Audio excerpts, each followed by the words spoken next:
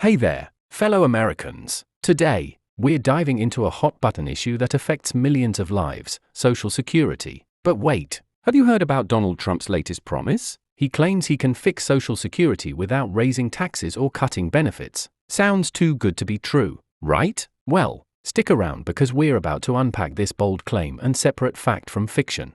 Before we jump in, if you're passionate about staying informed on crucial political issues and economic policies that affect your future, hit that subscribe button and ring the notification bell. You won't want to miss our in-depth analysis of the most pressing issues facing our nation.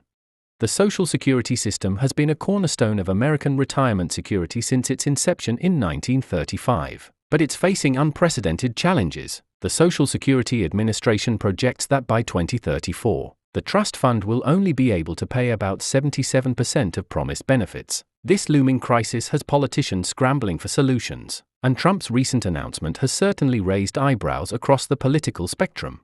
But what exactly is Trump proposing? During his recent campaign speeches and social media posts, the former president has repeatedly stated that he has a plan to save Social Security without burdening taxpayers or reducing benefits for recipients. He emphasizes that the solution lies in growing the economy so substantially that it will naturally generate enough revenue to sustain the program. But here's the burning question: is this economically feasible? To understand the complexity of this promise, we need to look at the numbers. Currently, Social Security pays out more than $1 trillion annually to over 65 million Americans. The program is primarily funded through payroll taxes, with workers and employers each contributing 2% of wages. The challenge is that demographic shifts are creating an unsustainable ratio of workers to retirees. In 1950, there were 16.5 workers for every Social Security beneficiary. Today, that ratio is closer to 2.8 workers per beneficiary, and it's continuing to decline. Trump's proposal hinges on achieving unprecedented economic growth. He argues that by implementing policies that significantly boost GDP growth, we can generate enough additional tax revenue to keep Social Security solvent without structural changes. But what growth rate would be necessary to achieve this? Economic analysts suggest we would need sustained annual GDP growth of at least 3.5% to 4% to make this math work. For context, the U.S. economy has averaged about 2% annual growth over the past 2 decades. This brings us to another crucial question: how does Trump plan to achieve such extraordinary economic growth? His campaign points to several strategies, including aggressive deregulation, tax policies favoring business investment, and trade negotiations aimed at bringing manufacturing jobs back to America. But can these measures really generate the level of growth needed to save Social Security? Critics argue that Trump's proposal overlooks fundamental demographic realities. The aging of the baby boomer generation means that even with robust economic growth, the worker-to-beneficiary ratio will continue to pose challenges. Some economists suggest that without structural changes to the program, even remarkable economic performance wouldn't be sufficient to ensure long-term solvency. But let's explore the potential impact of Trump's economic policies. During his first term, before the COVID-19 pandemic, the U.S. economy did experience periods of strong growth, with GDP growth reaching 3% in 2018. However, this growth rate wasn't sustained long enough to significantly impact Social Security's long-term outlook. Could a second Trump term achieve more lasting economic expansion? The role of international trade and economic competition can't be ignored in this discussion. Trump's emphasis on renegotiating trade deals and implementing protectionist policies could affect economic growth in complex ways. While these measures might boost certain sectors of the American economy, they could also lead to retaliatory actions from trading partners and potentially dampen overall economic growth. Another aspect to consider is the impact of technological advancement and automation on future employment and wages. How would Trump's plan address the changing nature of work and its effect on Social Security contributions? As more jobs become automated or shift to the gig economy, traditional employment-based payroll tax collection faces new challenges. The investment strategy of the Social Security Trust Fund is another crucial factor. Currently, the fund is required to invest in special U.S. government securities, which offer relatively low returns compared to other investment options. Would Trump's plan include changes to how these funds are invested? Some experts suggest that allowing more diverse investment strategies could help improve the program's financial outlook, though this would also introduce new risks.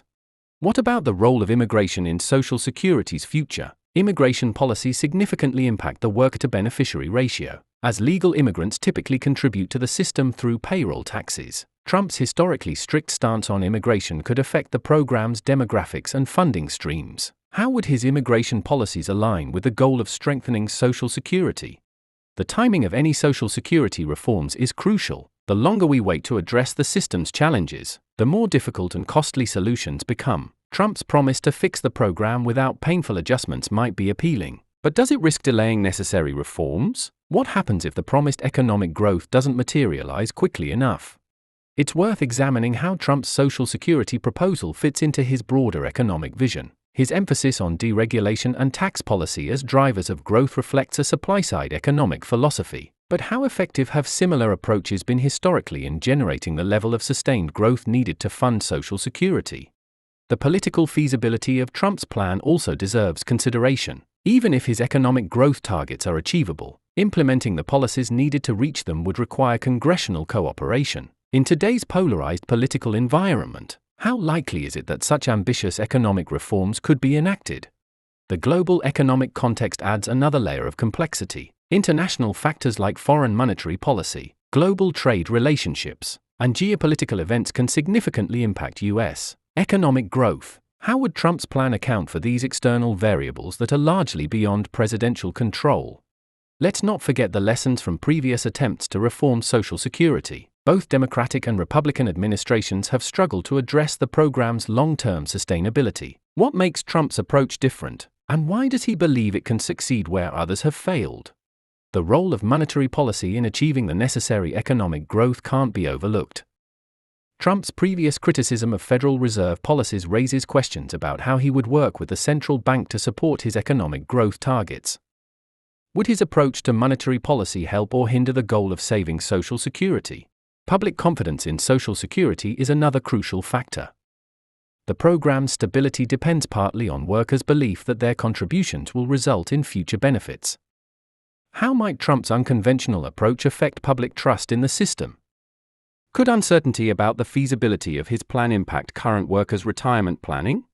The potential impact on different demographic groups also deserves attention. How would Trump's approach affect various age groups, income levels, and regions of the country? Would certain segments of the population bear more risk if the promised economic growth doesn't materialize? As we approach the next election cycle, voters need to carefully evaluate the practicality and implications of Trump's Social Security proposal. While the promise of fixing the program without painful adjustments is attractive, is it realistic? What are the potential consequences if this approach proves insufficient? Looking ahead, we must consider the long-term sustainability of any Social Security solution. Even if Trump's plan successfully addresses immediate funding challenges, would it create a stable foundation for future generations? How would it adapt to ongoing demographic and economic changes? The debate over Social Security's future reflects broader questions about the role of government in providing retirement security and the balance between individual responsibility and collective support. Trump's proposal adds an interesting perspective to this ongoing discussion, but is it the answer Americans have been waiting for? As we wrap up this analysis, it's clear that Trump's Social Security proposal raises as many questions as it answers. While the goal of fixing the program without tax increases or benefit cuts is admirable, the path to achieving this through economic growth alone faces significant challenges and uncertainties.